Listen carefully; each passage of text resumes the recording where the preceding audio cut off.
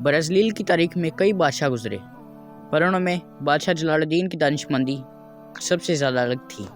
وہ نہ صرف ایک بہادر سربستار تھے بلکہ ایک انصاف پسند حکمران بھی تھے۔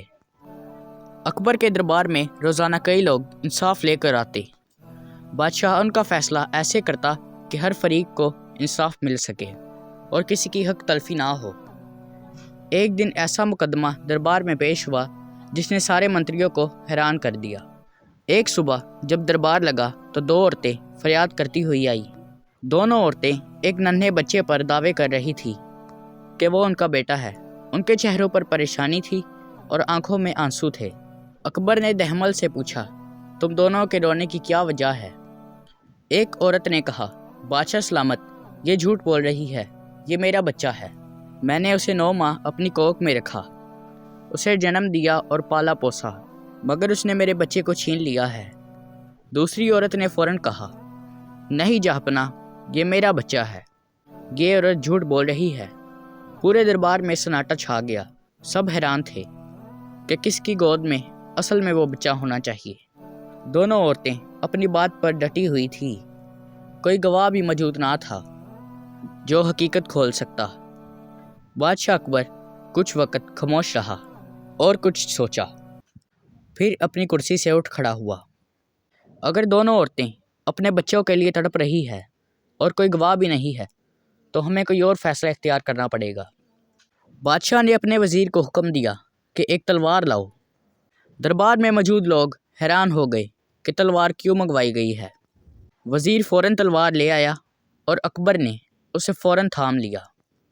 اکبر نے دونوں عورتوں کو دیکھ کر کہا، ہم نے انہیں دیکھا ہے، کیونکہ تم دونوں اس بچے کو اپنا کہہ رہی ہو، اور میرے پاس یہ جاننے کا کوئی ذریعہ نہیں کہ یہ بچہ کس کا ہے۔ اس لیے میں اس بچے کو درمیان میں سے 2 حصوں میں تقسیم کر دیتا ہوں، یوں تم دونوں کو اس کا برابر حصہ مل جائے گا۔ یہ سن کر دربار میں سناٹا چھا گیا۔ ہر شخص حیران تھا کہ بادشاہ اتنا ظالمانہ فیصلہ کیسے کر سکتا ہے۔ کیا واقعی جلال الدین اکبر ایسا کر سکتا ہے؟ تلوار بلند ہوئی اور تلوار جیسے ہی بچے کے قریب پہنچی، ان میں سے ایک عورت چیخ پڑی۔ وہ دوڑ کر بادشاہ کے قدموں میں گر گئی اور روتے ہوئے بولی، نہیں بادشاہ سلامت، مہربانی کر کے میرے بچے کو قتل نہ کریں۔ اگر یہی فیصلہ ہے تو اسے دوسری عورت کو دے دیں، مگر میرا بیٹا مرنا نہیں چاہیے۔ دوسری عورت خاموش رہی اور ایک پل کے لیے بھی بچے کے لیے نہ بولی۔ بادشاہ سلامت نے فوراً تلوار نیچے کری اور کچھ کہا، یہی بچے کی اصلی ماں ہے۔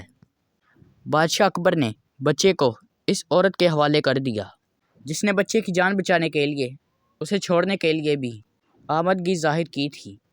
دوسری عورت نے شرمندگی سے سر جھکا لیا کیونکہ اس کا جھوٹ سب پر ظاہر ہو چکا تھا۔ اکبر نے حکم کیا کہ اس جھوٹی عورت کو سزا دی جائے، کیونکہ کوئی بھی ایک ماں اور اس کے ایک بچے کے اوپر غلط دعوی نہ کر سکے۔ یہ واقعہ اکبر کی حیرت انگیز دانشمندی اور عقل مندی کا ایک بڑا ثبوت تھا۔ انصاف کا یہ طریقہ نہ صرف دربار میں موجود لوگوں کو حیران کر گیا، بلکہ اس کی خبر دور دراز علاقوں تک پہنچی، بلکہ اکبر کی شہرت مزید پھیل گئی۔ وہ جانتے تھے کہ ماں وہی ہو سکتی ہے جو اپنے بچے کی جان بچانے کے لیے اپنی ممتا کھو سکتی ہے۔ یہی وجہ تھی کہ جلال الدین اکبر نہ صرف طاقتور بادشاہ میں ہوتا ہے بلکہ تاریخ میں اسے ایک عدل اور دانش مند حکمران بھی قائم کیا گیا ہے۔ آپ نے اس کہانی میں کیا سیکھا؟ ہمیں ضرور کمنٹ میں بتائیں، اور آپ کو ہماری ویڈیو اچھی لگی تو ہماری ویڈیو کو لائک کریں اور ہمارے چینل اردو اسٹوری کو ضرور سبسکرائب کریں، اور بیل آئیکن کو دبانا مت بھولیے گا تاکہ ہر آنے والی ویڈیو آپ تک ضرور پہنچ جائے۔